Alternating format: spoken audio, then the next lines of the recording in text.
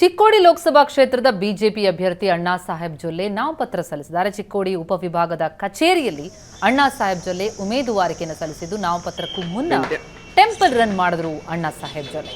ಹೆಂಚುಗೆರೆ ಮಠಕ್ಕೆ ಬಿಜೆಪಿ ಅಭ್ಯರ್ಥಿ ಅಣ್ಣಾ ಸಾಹೇಬ್ ಜೊಲ್ಲೆ ಭೇಟಿ ಕೊಟ್ಟಿದ್ದು, ಮಠಕ್ಕೆ ಭೇಟಿ ಕೊಟ್ಟು ಆಶೀರ್ವಾದ ಪಡೆದರೆ ಗೆಲುವು ಎನ್ನುವಂತಹ ನಂಬಿಕೆ ಇದೆ. ಲಕ್ಷಕ್ಕೂ ಅಧಿಕ ಭಕ್ತರನ್ನು ಹೊಂದಿರುವಂತಹ ಮಠ ಹೆಂಚುಗೆರೆ ಮಠ.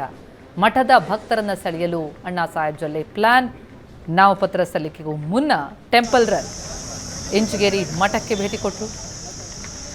ಚಿಕ್ಕೋಡಿ ಉಪವಿಭಾಗ ಕಚೇರಿಯಲ್ಲಿ ಅಣ್ಣಾ ಸಾಹೇಬ್ ಜೊಲ್ಲೆ ಉಮೇದುವಾರಿಕೆಯನ್ನು ಸಲ್ಲಿಸಿದ್ದು, ನಾಮಪತ್ರಕ್ಕೂ ಮುನ್ನ ಮಠಕ್ಕೆ ಭೇಟಿ ಕೊಟ್ಟು ಆಶೀರ್ವಾದವನ್ನು ಪಡೆದಿದ್ದಾರೆ. ಅಲ್ಲಿ ಆಶೀರ್ವಾದ ಪಡೆದರೆ ಗೆಲುವು ಎನ್ನುವಂತಹ ನಂಬಿಕೆ.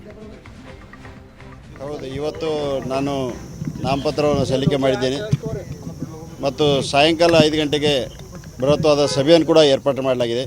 ಇವತ್ತು ಪ್ರಮುಖರ ಜೊತೆಗೆ ಹೋಗಿ ಈಗಾಗಲೇ ನಾಮಪತ್ರ ಸಲ್ಲಿಕೆ ಮಾಡಿ ಬಂದಿದ್ದೇನೆ. ಸಾಯಂಕಾಲ ಮತ್ತು ಸಿ ಟಿ ರವಿ ಅವರು, ಅದೇ ಪ್ರಕಾರ ನಮ್ಮ ಬೈರತಿ ಬಸವರಾಜ್ ಅವರು, ನಾರಾಯಣ ಸಾಬ್ ಬಾಂಡಿಗೆ ಅವರು, ರವಿಕುಮಾರ್ ಅವರು ಮತ್ತು ಯತ್ನಾಳ್ ಪಾಟೀಲ್ ಅವರು ಕೂಡ ಬರ್ತಾ ಇದ್ದಾರೆ. ಮತ್ತು ಎಲ್ಲ 8 ಕ್ಷೇತ್ರದಿಂದ ನಮ್ಮ ಕಾರ್ಯಕರ್ತರು ಕೂಡ ಬರ್ತಾ ಇದ್ದಾರೆ. ಅವರು ಭಾಳ ಒಳ್ಳೆಯ ರೀತಿಯಿಂದ ನಡೆದದ. ಹೋದ ಸಲ ಕೂತು ಲೀಡ್ ಹೆಚ್ಚಾಗ್ತದೆ. ಯಾಕಂದರೆ ಎಲ್ಲ ಜನರು ಕೂಡ ಈಗಾಗಲೇ ನಮ್ಮ ಭಾಗದಿಂದ ಎಲ್ಲರೂ ಕೂಡ ನಮಗೆ ಒಂದು ಪಾರ್ಟಿಮಾನ್ ಕೊಡ್ತಾ ಇದ್ದಾರೆ. ಅದೇ ಪ್ರಕಾರ ಅವರು ಸಪೋರ್ಟ್ ಕೂಡ ಮಾಡ್ತಾ ಇದ್ದಾರೆ.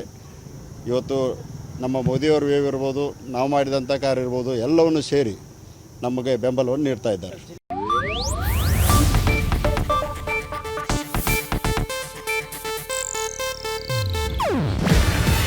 ಇದು ಏಷ್ಯಾನೆಟ್ ನ್ಯೂಸ್ ನೆಟ್ವರ್ಕ್ ಪ್ರಸ್ತುತಿ. ನೀವು ನೋಡ್ತಿದ್ದೀರಾ ಏಷ್ಯಾನೆಟ್ ಸುವರ್ಣ ನ್ಯೂಸ್.